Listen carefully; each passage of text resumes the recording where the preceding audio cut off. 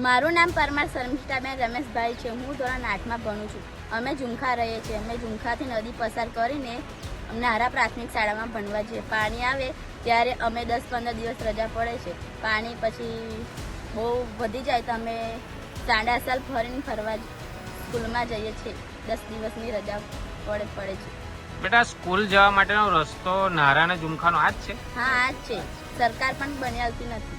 અને આ રસ્તેથી તમે જાઓ છો ત્યારે પાણીમાં થઈને પસાર થવું પડે છે? હા, 8 વર્ષથી અમે આ પાણીમાં થઈને પસાર થઈએ છીએ. ચોમાસામાં પાણી આવી જાય તો તમે શું કરો છો?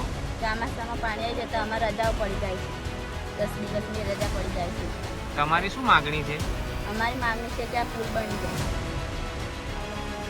મારું નામ પરમાર જાગૃતિબેન અનુપસિંહ છે. અત્યારે હાલ હું ઝુમખામાં રહું છું. ઝુમખાથી મારે નારા નિશાળ જવાનું છે. નદીમાં પાણી આવી જાય છે તોય પણ અમે ઓછું પાણી હોય તોય જઈએ છીએ ઉતરીને. તો પણ ઘરના પછી અમને એમ કહે છે કે તમે તણાઈ જશે તો શું કરવાનું, એમ કરીને અમને સ્કૂલમાં જવા દેતા નથી. તો એ છતાંય પછી ખાસ રજા પડી જાય છે તો અમે ફરીને જઈએ છીએ. 25 કિલોમીટર થાય છે. સાંડાસાલ ઉપર રહીને અમે જઈએ છીએ. અત્યારે ગોમા નદીમાં પાણી છે પણ તોય છતાં અમે ફરીને જઈએ છીએ.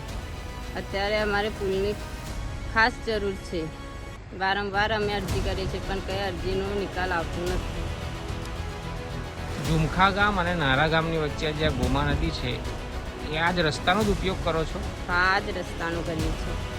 બીજો કોઈ રસ્તો ખરો? રસ્તો ખરો પણ એ દૂર પડે. 25 કિલોમીટર થાય. તો શું માગ છે? મને પુલ બની આપે એવું.